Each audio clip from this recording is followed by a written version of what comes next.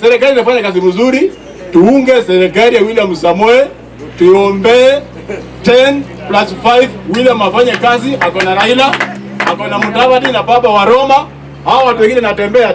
My slogan, William Samoei 10+5, miaka 10 bila break, tumuongezea 5 ya kusumbuliwa na Gen Z na watu wa kusumbua Kenya. Asante.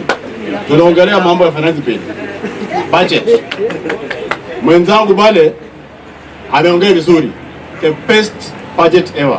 Lakini mahali naona kama ako more confused. Ukituambia hapa tupande bangi. Hatuwezi panda bangi. Mr. Speaker, protect me. Because mwenzangu ako very confused sababu bangi sio chakula.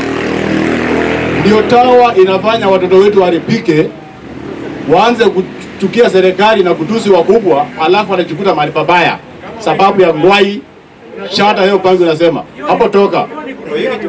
So, Mr. Speaker, budget ambayo serikali ilisoma, Mr. Tony Mbati alisoma budget mzuri. My junior colleague pale alisema education received a lion's share. Yaani ukweli ilipata 700 billion. My friend hapa senior anasema ni 4 billion. Unawezaje kupatia ministry 4 billion budget? Inawezekana my friend? Kuna mahali umepotea. Hiyo 4 hiyo ni swali umeniuliza. Utajibu tu. Hiyo 4 ilikuwa ya nini? Hiyo walipropose kupatia upande wa registration fee ya mtihani. Hapo ndio ukishika. Lakini ministry mzima iwezi kapewa 4 billion kwani kununua mayai ama kununua peremende. Mahali wanasema kwamba eti hakuna free education. Najua wanakutanganya. Hata mheshimiwa amekuwa hapa katanganya akatuambia kwamba Matiang'i ndiye anaweza. Matiang'i mwe tunajua amekuwa kibaraka cha uhuru. Chuzi hapa ametupa vijana wetu ribayana. Eti ataweza. Niko kwa bunge sasa. Matiang'i mwenyewe achawahi ingia kwa siasa.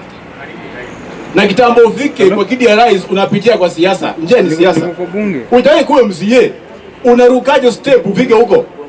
Hiyo ni ndoto my friend. Mheshimiwa aenda ambia Matiang'i aanzie nyumbani MCA.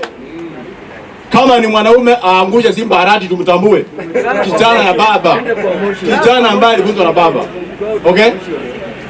Motion naona sisi naambia pale motion ni kwamba finance bill education iko sawa. Alafu upande wa agriculture ilipata sheria nzuri. Alafu upande wa security budget sasa imeangalia vitu muhimu peke yake. Nikikusia mahali pa free education, sijaona mahali wamepropose kupunguza school capitation. Wanafunzi hawajapunguziwa. Ile pesa wanatuma ni ile. Kwanza wataongezewa.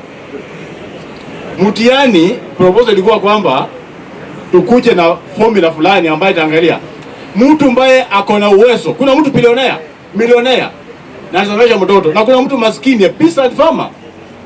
Kwa siku anapata shilingi 200. Huyo mtoto wake atalipiwa.